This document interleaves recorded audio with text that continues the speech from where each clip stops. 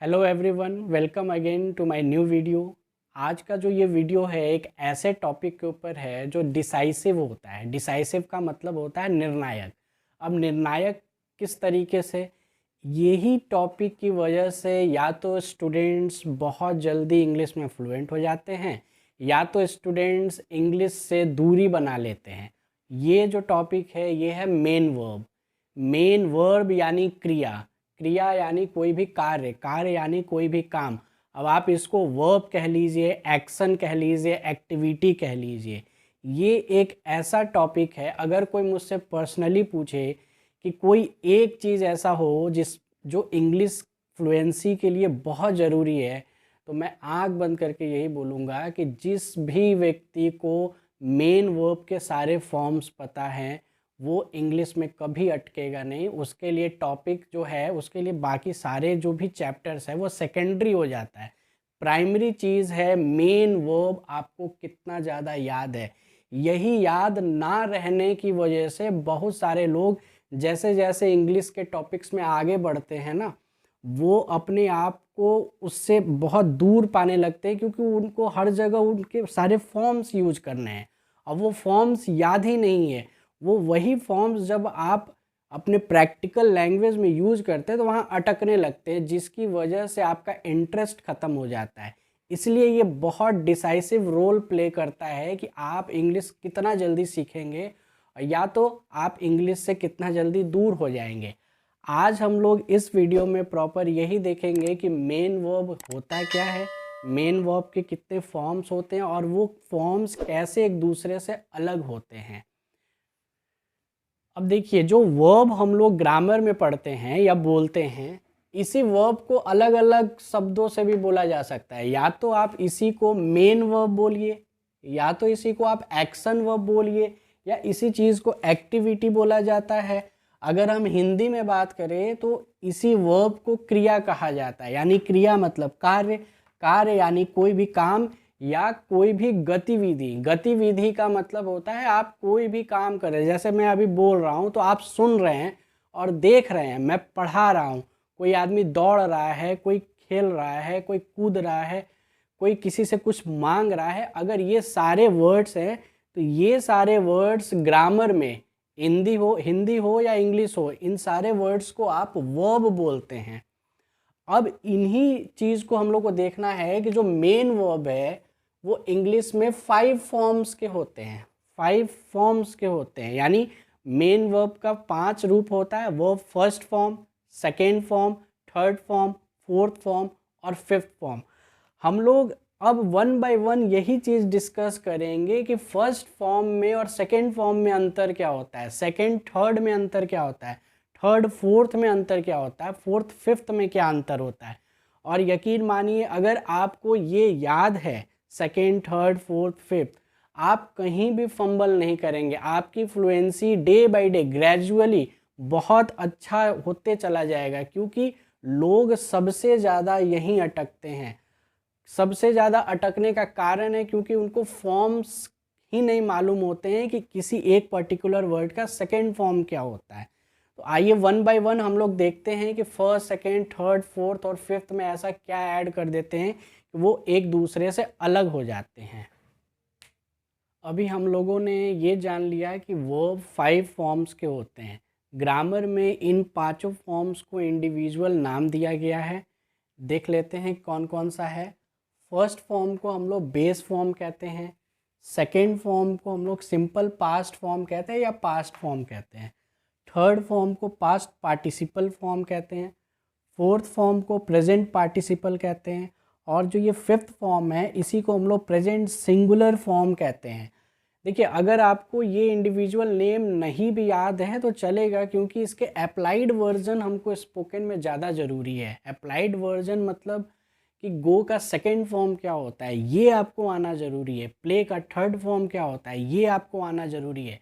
ये नेम तो ग्रामर में सीखने के लिए दे दिया गया है कि कहीं भी कन्फ्यूज़न ना हो, पर आपको इसके रियल फॉर्म्स याद करने हैं। अब हम लोग वन बाय वन ये देखेंगे कि कौन कौन से वर्ब होते हैं और उनके फिफ्थ फॉर्म में क्या एक्स्ट्रा ऐड करते हैं। अब देखिए मैंने बोर्ड पे ये first second third fourth fifth form लिखा हुआ है। अभी मैंने एक काम किया है, क्या किया है कि इन सब में एक रखा है, चाहे वो फर्स्ट फॉर्म हो, सेकेंड फॉर्म हो, थर्ड फॉर्म हो, फोर्थ हो या फिफ्थ हो, इन सभी फॉर्म में मैंने वर्ब को एक जैसा रखा है। इसलिए रखा है क्योंकि वन बाय वन हम लोग ये देखेंगे कि सेकेंड फॉर्म में क्या ऐड करते हैं, थर्ड फॉर्म में क्या ऐड करते हैं, फोर्थ में क्या ऐड करते हैं और फिफ्थ में क्या ऐड करते हैं। इसलिए हमने अभी सारे वर्ब्स, जैसे 6 वर्ब्स यहाँ लिखा हुआ है, उन सभी को एक जैसा रखा हुआ है। पहला वाले में लिखा हुआ है प्ले, प्ले मतलब खेलना। स्माइल, स्माइल मतलब हंसना। कुक मतलब खाना बनाना या पकाना। आस्क मतलब पूछना। टच मतलब छूना। इन्फॉर्म मतलब सूचना देना या सूचित करना। अब देखिए यहाँ सबसे पहले देखते हैं फिफ्थ फॉर्म में हम लोग वर्ब के फर्स्ट फॉर्म में क्या यूज करते हैं। तो फिफ्थ फॉर्म में हम लोग वर्ब के फर्स्ट फॉर्म लिखकर उसी में एस या ईएस जोड़ देते हैं, तो ये हो जाता है आपका फिफ्थ फॉर्म। यानी कि प्ले में हम लोग क्या ऐड कर देंगे, एस ऐड कर देंगे, ये हो जाएगा प्लेज, और इसी चीज़ को हम लोग फिफ्थ फॉर्म कहते हैं। स्माइल में हम लोग ऑलरेडी ई लगा हुआ है, केवल एस ऐड कर दीजिए, हो जाएगा स्माइल्स। कुक में एस ऐड कर दे, कुक्स। आस्क में हम लोग एस ऐड कर दिए, आस्क। टच में चूंकि लास्ट में च का साउंड आ रहा है, इसीलिए हम लोग यहाँ पे ई एस ऐड कर देते हैं, हो जाता है टचेज। और इन्फॉर्म में लास्ट में एस ऐड कर देते हैं। यानी कि वर्ब के फिफ्थ फॉर्म में हम लोग एस या ई एस ऐड करके बनाते हैं। फर्स्ट फॉर्म लिखेंगे और उसमें उसके प्रोनाउंसिएशन पे डिपेंड करता है कि कहाँ एस यूज होगा और कहाँ ई एस यूज होगा, और इस तरीके से हम लोग फिफ्थ फॉर्म बनाते हैं। अब अगर फोर्थ फॉर्म की बात की जाए तो फोर्थ फॉर्म सबसे आसान फॉर्म होता है। इसमें कुछ ऐड नहीं करना है, वर्ब का फर्स्ट फॉर्म लिखकर आईएनजी लगा देना है। यानी अगर आप प्ले की बात की जाए तो प्ले में आईएनजी हो जाएगा, प्लेइंग हो जाएगा। स्माइल में यहाँ पे कुछ नहीं करना, इस ई को हटा दीजिए और इस ई के जगह पे आईएनजी लिख दीजिए, स्माइलिंग हो जाएगा। ये ई इसलिए हटा है क्योंकि इंग्लिश में सारा खेल प्रोनाउंसिएशन का होता है, आपके उच्चारण का होता है। अगर आप ई लगाकर आईएनजी लगाएंगे तो स्माइलिंग होगा, जो कि वो गलत है, इसलिए ई को रिप्लेस कर दिया जाता है। कुक में केवल आईएनजी लगा दीजिए, कुकिंग हो जाएगा। आस्क में केवल आईएनजी, आस्किंग हो जाएगा। टच में आईएनजी लगा दीजिए, टचिंग हो जाएगा। और इन्फॉर्म में आईएनजी लगा दीजिए, इन्फॉर्मिंग हो जाएगा। यानी फोर्थ फॉर्म में हम लोग आईएनजी लगाकर बनाते हैं। अब आ जाइए सेकेंड और थर्ड फॉर्म, और ये मोस्ट इम्पॉर्टेंट फॉर्म होता है, क्योंकि अगर आप देखेंगे तो थर्ड फॉर्म सबसे ज़्यादा यूज किया जाता है इंग्लिश ग्रामर में। सेकेंड और थर्ड फॉर्म में ज़्यादातर वर्ब्स में सेकेंड फॉर्म में डी या ईडी लगा देते हैं और थर्ड फॉर्म में भी डी या ईडी लगा देते हैं। यानी प्ले में क्या लग जाएगा, ईडी सेकेंड फॉर्म के लिए। स्माइल का सेकेंड फॉर्म डी लगाकर स्माइल्ड हो जाएगा, प्लेड हो जाएगा। कुक का सेकेंड फॉर्म ईडी लगा दिए, कुकड हो गया।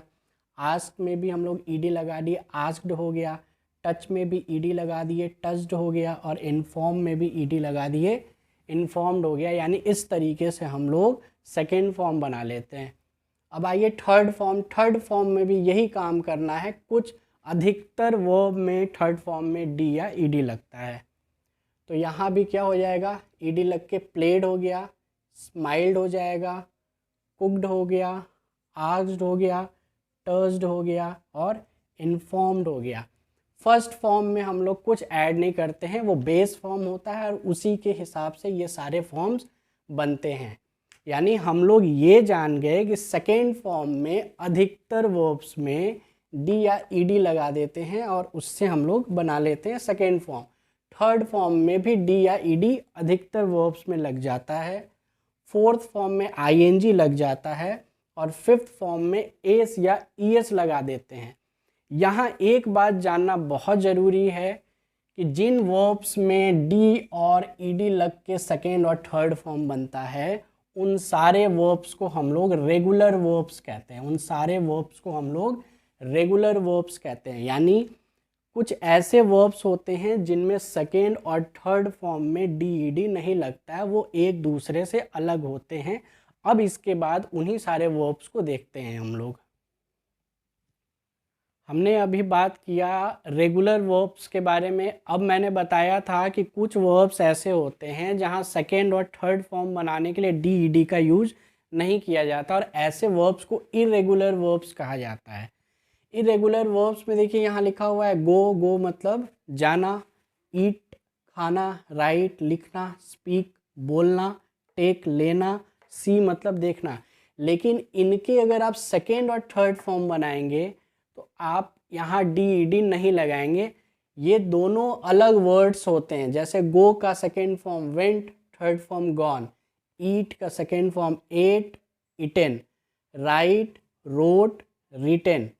स्पीक का सेकेंड फॉर्म हो जाएगा स्पोक, स्पोकन।